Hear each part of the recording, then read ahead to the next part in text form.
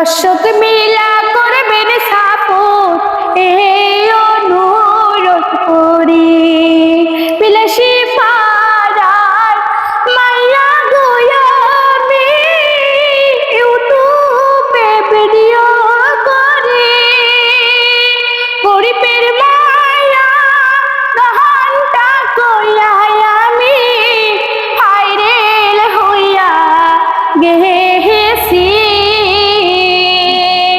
দর্শক মিলা করবেন সাপোর্ট, এই অনুরোধ করি।